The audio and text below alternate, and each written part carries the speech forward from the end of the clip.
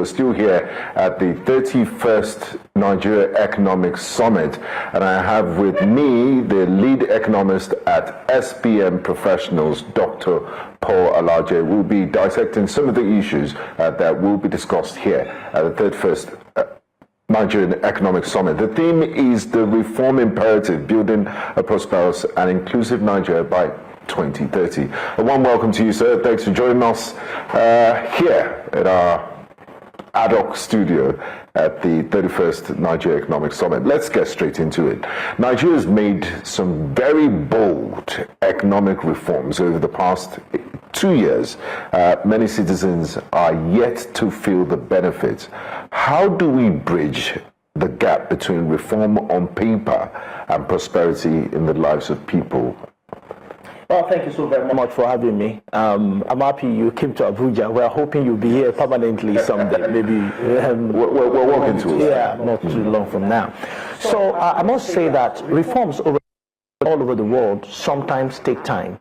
And that is why in making reform, economists recommend that there should be some fundamentals, some background, some enablement that should have been provided for the downtrodden, especially those that are really poor. World Bank put that number at about 40% of about 230 million people. So we need to prepare background for them. But that said, well, how do we make this reform transfer to the people?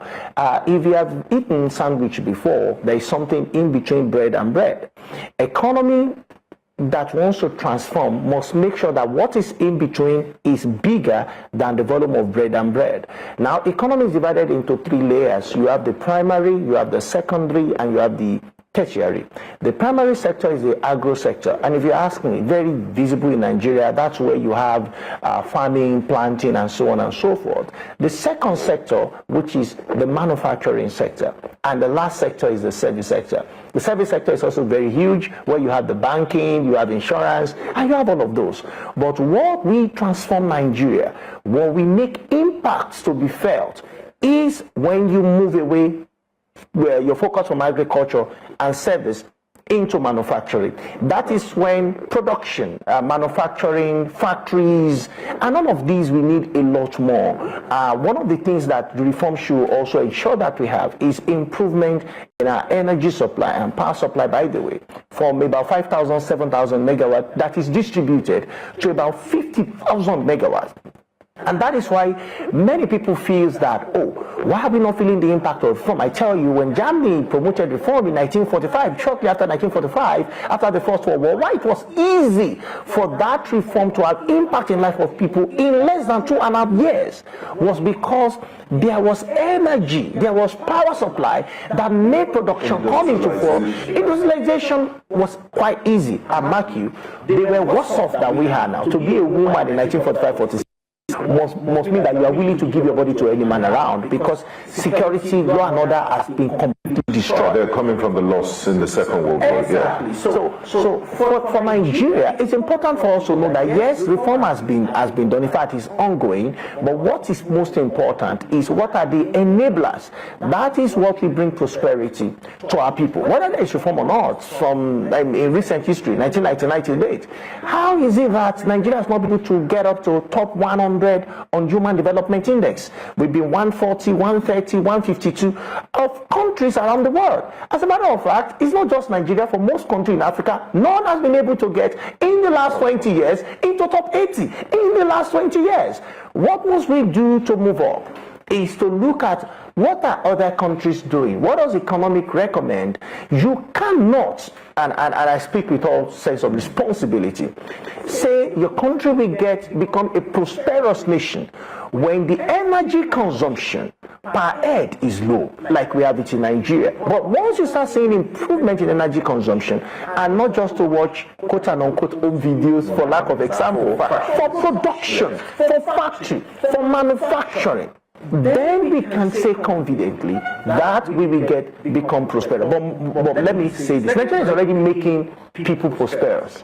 It's not just most pockets of Nigerians. individuals. Not Yeah, a lot yeah. of individuals. We are making a lot of countries prosperous. And I'll tell you why. For those viewing us at home, which country produces your television? That country is becoming prosperous because we are telling their factory to keep engaging people. We're taking them. Yeah, we're taking them. Because see, anytime you consume anything, you are making three decisions, especially if such thing is imported. One is you are consuming it, you are enjoying what you are consuming. Number two is what is happening to your reserve. If you are importing, you are depleting your reserve. You're using USD. Exactly. You're actually depleting your reserve. And lastly, you are telling employment market in your country that I really don't care about you. I want to keep empowering employment in another market, in another country. And that is exactly. So that's why we feel as economists that it's important for us to create the environment which include road, which include rails especially, and energy, among so many other things, which includes quality education, healthy population, and so on and so forth. To my mind, President Tinubu has started with reforms, 2 or 3 if you want to say, but we also need to come up with a national economic development plan that will not stop just at plan level. I've seen pockets of conferences. So what year, if you could put a time for this National Economic Development Plan? So for me, realistically, I'll be looking at about 15 years program. I see that NESG is looking at 2030. Already, we're in 2025. Now, World Bank says that Nigeria may not feel the impact of reform. This was last year, until about 10 to 15 years. When you look at that, it's already saying 34 or 35. So why? Because when you promote reform, especially reforms that follows devaluation and subsidy removal at the same time, one thing is certainly going to happen. People who are not competitive in kind of getting resources, they will be left behind. So as economy is seeing signs of stability, what we need to see is people that are vulnerable, how do we support them so that they also can come out of economic quagmire as soon as possible? Now, President Tinubu said the worst is behind us, that the reforms, he does understand that it's a bitter pill to swallow, and he knows the impact that it's had on Nigerians, especially the twin reforms of subsidy removal and the floating of the naira. Now, sustaining reforms has always been challenging in Nigeria. We've had policy somersaults in the past. What institutional or governance challenges do we need to ensure that the current momentum actually lasts, and there are also cushions to absorb the pain of ordinary Nigerians? What message should the government be communicating? First of all, we need to know what the president meant by the worst is behind us. I know this has sparked a lot of controversy on social media. In 2023, when President Tinubu came to office, exchange was 400 to 800. That shows a lot of fluctuation. Perhaps he was saying that fluctuation will not be there. That could be the worst. But that is not really the worst. In 2024, in fact, 2023 August, I said by 2024 March, exchange rate will be 1,500, and government said no, it's not possible. Now, in January 2024, exchange rate went to 1,900, and that was the worst. Government did everything possible not to get it to 2,000, which never happened. Now that has improved to 1,440, 1,460. What he's saying, if I'm speaking purely monetary, is that you might not necessarily see a scenario that will get to 1,900. Now, people are saying, no, you met it at 800, worst case scenario. So, well, the president, nobody's going into that anymore. We're saying the worst we've seen in the map, where it went highest the most was 1,900. That is the peak of the worst. It is behind us. Now, we will be operating below. People are saying, no, the worst that we expect you to take behind us is perhaps to take us to 800. So there are two different conversations people are having and what government is saying. And it's important for us to see that. For us as economists, what is important, number one, is see stability, which we are seeing. The next is how will this stability impact, which I think speaks directly to your question. One, redistribution of income. How do we distribute income? FAC is sharing revenues generated on monthly basis to state, to subnational and local government, as well as the federal government. But some of these money are still not found its way into the pocket of people. I'm saying for small businesses, we need to start a program to support them because they can reach the downtrodden faster and better. Not to share rice. The base of the...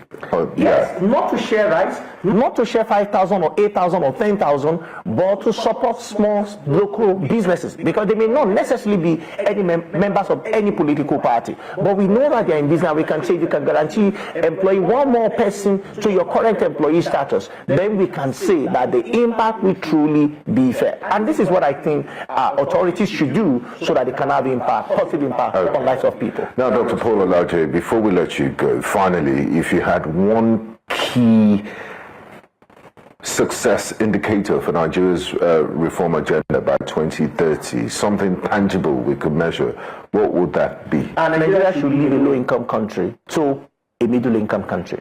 We are not yet a middle-income country. Once we do that, an infrastructural improvement should come alongside. See, growth is one thing in economics. Your growth must translate into development, and that is when you can see physical changes. Look at FCT. It's not what it was 3 years ago. Lagos State has also improved from what it was 8 years ago, but we need more states to keep improving. Now, I've cited 2 examples of states that have changed.